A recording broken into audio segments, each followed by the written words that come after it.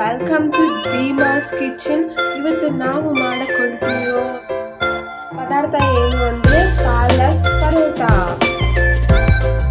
ಅದಕ್ಕೆ ಏನು ಮಾಡಬೇಕು ಅಂದರೆ ಪಾಲಕ್ನ ತೊಳ್ಕೊಂಡು ಕಟ್ ಮಾಡಿಕೊಂಡು ನಮ್ಗೆ ಎಷ್ಟು ಹಸಿಟ್ಟು ಬೇಕೋ ಅಷ್ಟು ನಾನು ತೊಗೊಂಡಿದ್ದೀನಿ.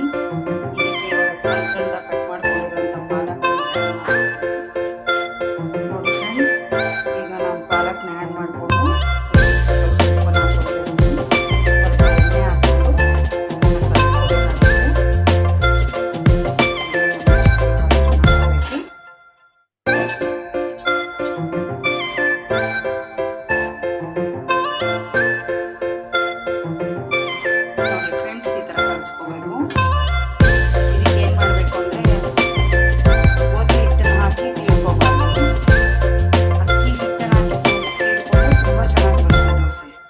ಚಪಾತಿ ಈ ಥರ ಕಲಿಸ್ಕೋಬೇಕು.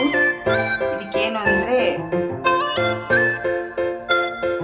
ಇದಕ್ಕೆ ಗೋಧಿ ಹಿಟ್ಟು ಹಾಕಿ ತಿಳ್ಕೊಬಾರ್ದು, ಅಕ್ಕಿ ಹಿಟ್ಟು ಹಾಕಿ ತಿಳ್ಕೊಂಡು ಚಪಾತಿ. ಫ್ರೆಂಡ್ಸ್ ಹೀಗೆ ಚಟ್ನಿ ಮಾಡೋದು ಕಾಯಿ ಚಟ್ನಿ ಚೆನ್ನಾಗಿರುತ್ತೆ. ಸ್ವಲ್ಪ ಕೊಬ್ಬರಿ